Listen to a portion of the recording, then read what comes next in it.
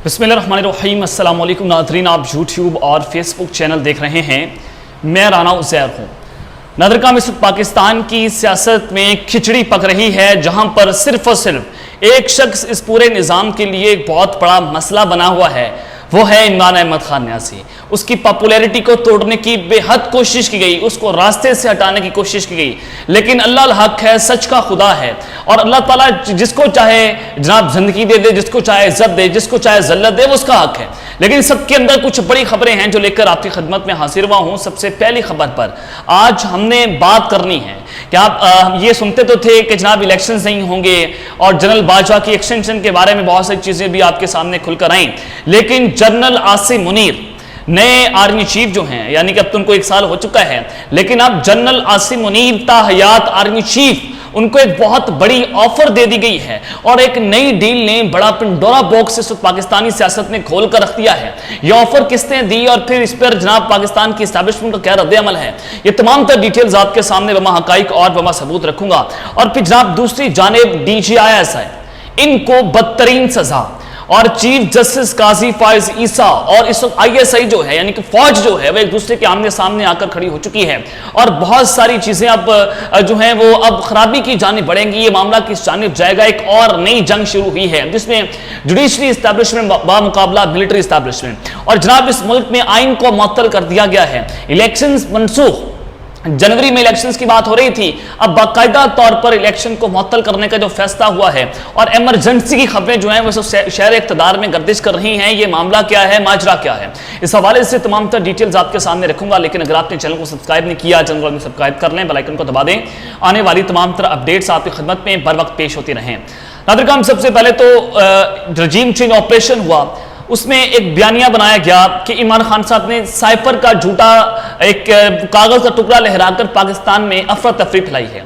लेकिन उसी के बाद इमरान खान के मुखालफिन एक एक करके बेनकाब होते चले गए। साइफर भी आपके सामने आ गया, धमकियां भी आपके सामने आ गई, जनरल बादशाह खुलकर इमरान खान के खिलाफ सामने आ गए।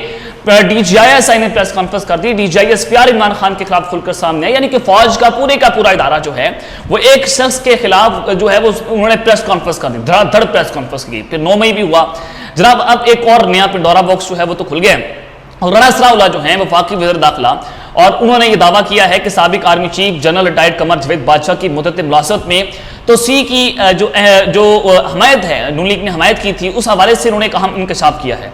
उन्होंने कहा है, जब उनसे सवाल पूछा गया कि कमर जावेद बादशाह की मुद्दत मुलासमत में 3 साल की तोसी का एहतमाम आपकी पार्टी ने किया था, तो राना सनाउल्लाह ने इतराफ करते हुए कहा कि जी हाँ, हमने आर्मी चीफ को, साबिक आर्मी चीफ को एक्सटेंशन देकर फितने का मुकाबला करने में हमें मदद मिली, यानी कि जनरल बाजवा को इन लोगों ने एक्सटेंशन दी और एक्सटेंशन देकर इमरान खान साहब के खिलाफ एक पूरी साजिश रचाई गई और ये खुद इतराफ जुर्म किया जा रहा है। उन्होंने कहा कि बाज़ फैसले वक्त के तकाज़ों के मुताबिक स्ट्रैटेजी का हिस्सा होते हैं। लेकिन जनाब आपको एक और बड़ी खबर देना चाहता हूं कि आज परवेज लाई साहब से एक बहुत अहम सवाल हुआ और उनसे पूछा गया कि जनाब आप इलेक्शन से पहले जो है वो जेल से बाहर आ जाएंगे, और जिस पर परवेज लाई साहब ने कहा कि हालात जैसे चल रहे हैं तमाम सियासतदानों को इलेक्शन से कबल हिफाजती जमानत जो है वो करवा लेनी चाहिए। और जनाब उन्होंने ये भी कहा कि इलेक्शन ना होने की वजह से निज़ाम रुका हुआ है, और उन्होंने ये भी कहा कि जनाब ये बात तो अल्लाह बेहतर जानता है कि जनाब मैं इलेक्शन से पहले बाहर आता हूं या नहीं आता, लेकिन इमरान खान साहब से बैकडोर मुज़ाकरात पर कुछ नहीं कह सकता। चौधरी शुजाअत हुसैन से दोबारा मुलाकात होगी, ये जनाब चौधरी परवेज लाई साहब ने एक बहुत अहम इंकशाफ यहां पर कर दिया है। सहाफ़ी ने पूछा कि नवाज शरीफ की वतन वापसी की तारीख बदल रही है, जिस पर साबिक वज़ीर आला परवेज लाई साहब ने जवाब दिया कि नवाज शरीफ खुद भी बदल गए हैं। अब परवेज लाई और शेख रशीद के जेल के अंदर या बाहर होने से मुतालिक बिलावल भुट्टो के बयान पर उन्होंने कहा कि चेयरमैन पीपल्स पार्टी को अपनी सालगिरह मनाने दें। उन्होंने जनाब इसके ऊपर कोई जवाब नहीं दिया। अब एक और बड़ी खबर आई है, आसिफ अली जरदारी साहब और चौधरी शुजाअत हुसैन की एक अहम तरीन मुलाकात हुई है और उसकी अंदरूनी कहानी जो है वो खुलकर सामने आ गई है। और हुआ ये कि आसिफ जरदारी साहब जो हैं वो चौधरी शुजाअत हुसैन की रहायशगाह पर पहुंचे, जहां पर उन्होंने ये उनसे मुलाकात की है और सियासी कशीदगी के हवाले से जो है वो तबादला ख्याल हुआ है। आसिफ जरदारी साहब जो हैं और जो चौधरी शुजाअत हुसैन साहब उनकी मुलाकात के दौरान चौधरी शालिक हुसैन साहब, चौधरी शाफी हुसैन भी मौजूद थे और इस सारे सूरत हाल में जनाब चौधरी शुजात हुसैन साहब ने कहा कि मुल्क महाज राही का मुतहम्मिल नहीं हो सकता, मुल्क की सूरत हाल की वजह से मुल्क को चलने की जरूरत है। और उन्होंने यह भी कहा कि नून लीग पीपल्स पार्टी की हालिया महाज राही को खत्म होना चाहिए। सियासी महाज राही पर नवाज शरीफ से बात करूंगा। और जराए का यह कहना है कि आसिफ जरदारी साहब ने चौधरी शुजात हुसैन को कहा है कि हमारी तरफ से किसी भी किस्म की महाज राही नहीं की जा रही, हम आइन के मुताबिक और जमीनी हकाइक सामने रखकर बात करते हैं। तो ये चीजें जो हैं वो आपके सामने हैं कि अब दोबारा से इत्तेहाद बनाने की कोशिशें की जा रही हैं, क्योंकि अकेला इमरान, जो सर्वेस आए हैं कि 77% लोग लाहौर के अंदर ये बात कर रहे हैं कि जनाब नवाज शरीफ के आने से वो कोई तीर नहीं मार लेगा और ना उनके आने से कोई फर्क पड़ेगा। और मीडिया के कुछ लोगों को बुलाकर बहुत सारी चीजें जो है वो बातें भी की जा रही है। मैं आगे चलकर बहुत सी चीजें आपके सामने रख भी दूंगा। लेकिन जनाब इस वक्त आइन जो है वो मुअत्तल हो चुका है।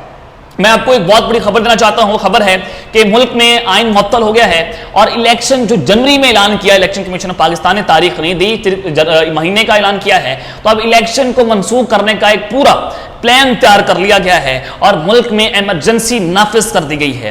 जनाब मैं आपके सामने एक बहुत बड़ी यहां पर खबर रख देता हूं। सबसे पहले तो मीडिया के कुछ लोग जो हैं उनको बुलाया गया। आपको पता कि बुलाने वाले कौन लोग हैं, कौन फैसला साज हैं। तो उन्होंने जनाब मीडिया के कुछ लोगों को बुलाया और कहा कि इलेक्शन जो है वो जनवरी के अंदर नहीं होंगे। तो वहां पर सवाल यह पूछा गया कि जनाब आइन के मुताबिक तो 90 रोज में आपने इलेक्शन करवाने हैं, तो आप ये किस तरह से फैसला कर रहे हैं कि आप इलेक्शन जनवरी में भी होने नहीं देंगे। तो जनाब उनको जवाब यह मिला, बताया यह गया कि मसला यह है कि हमने इमरान खान साहब को फिक्स करना था। और मैंने आपको बहुत बार अपने व्लॉग्स के जरिए बताया कि इन्होंने मई जून के अंदर इलेक्शंस करवाने थे, इमरान खान साहब फिक्स नहीं हुए, इलेक्शन आगे चले गए। 9 मई को बुनियाद बनाई और कहा गया कि नवंबर के अंदर इलेक्शन हो जाएंगे। इलेक्शन फिर नहीं हो रहे क्योंकि इमरान खान साहब जो हैं उसकी पॉपुलैरिटी कम नहीं हो रही। तो जनाब वही बात वहां पर की गई कि मसला यह है कि लोग इमरान खान का पीछा नहीं छोड़ रहे, उसका बयानिया नहीं टूट पा रहा और उसके सियासी मुखालिफिन के पास अवाम के अंदर जाने के लिए कुछ बचा नहीं है, उनके पास कोई बयानिया नहीं है। तो लिहाजा जनाब हम इलेक्शन नहीं करवा सकते। दो टोक पैगाम जो है वो मीडिया के लोगों को बता दिया गया है। और अब मीडिया के कुछ लोग जो हैं, इनके पर्सन सहाफ़ी जो हैं, वो मीडिया पर आपके सामने इसके फवाइद बताते हुए नजर आएंगे और इस हवाले से जनाब हकाइक बताएंगे मीडिया अवाम को कि पाकिस्तान के हालात बहुत ख़राब हैं, तो लिहाजा इन हालात के अंदर इलेक्शंस नहीं हो सकते और आप एक बहुत बड़ा मिस एडवेंचर जो है वो होते हुए देखेंगे। अब इस सारे सूरत हाल के साथ नवाज शरीफ की वतन वापसी और इलेक्शन जो है वो कटाई में पड़ चुके हैं। मैं आपको एक बहुत बड़ी खबर देना चाहता हूँ कि नैब कवानीन जो गुज़िश्ता साल मंजूर की गई थी और उस तरमीम को कदम करार देते हुए इस हवाले से जनाब नवाज शरीफ की वतन वापसी के शेड्यूल पर नजरसानी की कयास रहीम के दरमियान शहबाज शरीफ का अचानक लंदन पहुंचना और इलेक्शन कमीशन ऑफ पाकिस्तान का आम इंतखाबात के हवाले से पोलिंग का कोई शेड्यूल दिए बगैर जो है वो सिर्फ महीने का ऐलान करना, तो अगले साल के अवाइल में मुल्क में आम इंतखाबात और नवाज शरीफ की वतन वापसी जो है वो धुंधलाती हुई जो है वो नजर आ रही है। अक्टूबर के जनाब पहले हफ्ते में प्रोसीजर एंड प्रैक्टिस एक्ट के अपील केस में इस फैसले की रोशनी में मामला जो है वो अदालत उस्मा में भी उठाया जा सकता है और आला ज़राए ने यह बताया है कि इंतखाबी पेशरफ का दायरा car procedure and practice act के मामले में सुप्रीम कोर्ट के फैसले से मशरूत है। अब 3 अक्टूबर के बाद खेल आपके सामने बड़ा वाज़ेह हो जाएगा और ज़राए ने यह भी बताया है कि अगर अदालत उस्मा के तमाम फैसले पार्लियामेंट से एक्ट की मंजूरी के बाद किए गए हों तो आम इंतखाबात अगले साल जनवरी के आखिर में हो जाएंगे, अदरवाइज आम इंतखाबात अगले जो है वो जनवरी के अंदर होते हुए दिखाई नहीं दे रहे और नवाज शरीफ की वतन वापसी भी इस वक्त जनाब खतरे में पड़ चुकी है। अब आ जाएं कि DGISI को सख्त तरीन सजा, चीफ जस्टिस और ISI जो है वो एक दूसरे के आमने सामने आकर जनाब खड़े हो चुके हैं। ये मामला क्या है अगर आपके सामने मैं रख देता हूं। जनाब 2017 में एक केस जो है उसका फैसला दिया गया था। काजी फायजा साहब जो है जस्टिस थे, 2 रुकनी बेंच ने यह फैसला सुनाया था कि जो फैजाबाद धरना केस था उसमें उस वक्त DGC जो ISI के हैं फैज अमीर साहब वो रिटायर्ड हो चुके हैं। तो जनाब उन्होंने ये अपने ओहदे से इनराफ करते हुए आइन को तोड़ते हुए वहाँ पर फैजाबाद में जाकर गैर आइनी तौर पर धरना रुकवाया था और उनके साथ जो है वो एक पूरा दस्तखत किए थे, वहाँ पर जनाब उनका कोई मुआहदा हो गया था।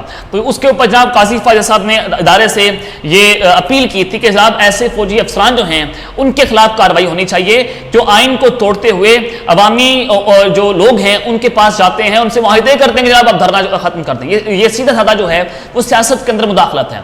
अब जनाब फैजाबाद धरना केस में सुप्रीम कोर्ट के फैसले के खिलाफ अब ये मामला आपको बताना चाहता हूं कि अब ये ISI और चीफ जस्टिस काजी फायजा साहब जो हैं वो कैसे आमने सामने आकर खड़े हो चुके हैं। मैं आपको जनाब ये एक बहुत बड़ी खबर देना चाहता हूं। जनाब ये मामला ये है कि ISI ने जो बजरिया अटॉर्नी जनरल जो है फैज हमीद केस को चैलेंज कर दिया है सुप्रीम कोर्ट के अंदर और उनके मुताबिक ये तासुर आएगा कि कहीं पाक फौज सियासत में मुलव्वस है। अब ये जनाब आईएसआई जो है उन्होंने अटॉर्नी जनरल जो है, हुकूमत के अटॉर्नी जनरल उनके जरिए ये पिटीशन दायर कर दिया है, केस को चैलेंज कर दिया है। अब ये इसका सीधा साधा मसला मतलब ये है कि आईएसआई जो है वो पाकिस्तान की सियासत के अंदर मुदाखलत कर रही है। अब 28 सितंबर को जनाब ये केस की समाअत होगी और बेंच की सरबराही चीफ जस्टिस ऑफ पाकिस्तान जो है वो काजी फायज साहब करेंगे। अगर इस फैसले पर अमल दरामद हो गया तो सियासत में खुफिया इदारों की मुदाखलत और गैर लानिया सेंसरशिप जो है वो बंद हो जाएगी। अगर वही फैसला जो 2017 के अंदर काजी फायज साहब ने सुनाया था, अगर उस फैसले पर अमल हो जाता है तो DGISI जनरल फैज हमीद की आप गिरफ्तारी होते हुए देख सकते हैं, आप उनका कोर्ट मार्शल होते हुए देख सकते हैं, या उनको कोई सजा जो है वो दी जा सकती है। अब ये गेम जो है वो बड़े खतरनाक मरहले में दाखिल हो चुके हैं, लेकिन कभी भी ये पेटी भाई जो हैं अपने दूसरे भाई को, चाहे जितनी मर्जी इनके अंदर लड़ाइयाँ हों, दुश्मनियाँ हों, ये जनाब अपने पेटी भाई को सजा के अंदर नहीं फेंक सकते या कुएं के अंदर नहीं फेंक सकते। तो आईएसआई ने जनाब वज़ीर अटॉर्नी जनरल जो है इस केस को जो है वो चैलेंज कर दिया है। अब आ जाएं कि जनाब जनरल आसिम मनीर ताहियात आर्मी चीफ, एक नई डील ने पिंडोरा बॉक्स खोल दिया है। मैं आपको वो क्लिप सुनाऊंगा, आपको बड़ा अंदाजा हो जाएगा कि ये मामला किस जानिब जाएगा। और जनाब ये मुनीफ फारूक साहब हैं, ये जियो न्यूज़ के सहाफ़ी हैं, इन्होंने एक बहुत बड़ा दावा किया। अगर आप क्लिप सुने आपको पूरी गेम अंदर की समझ आ जाएगी कि इस बंद कब्रों में चल क्या रहा है। देखिए, आज की जो एस्टैब्लिशमेंट है, विद ड्यू रिस्पेक्ट, पीएमएलएन को उनकी भरपूर हिमायत हासिल। देखिए, पीएमएलएन आज की किंग्स पार्टी है ना। बिल्कुल है, किंग्स पार्टी बिल्कुल है। देखिए, ये बात ना करना मेरे ख्याल में हमें ये बदयांती होगी, और इसलिए क्योंकि देखिए कुछ ऐसे मामला, कुछ ऐसी कोई तैनाती, कोई एक्सटेंशन को मामला, ये सारा कुछ जो हो रहा है, ये सारी बातें सारे मामला को देखकर अरेंजमेंट के तहत हो रहा है, ये बगैर पूछते तो नहीं हो रहा।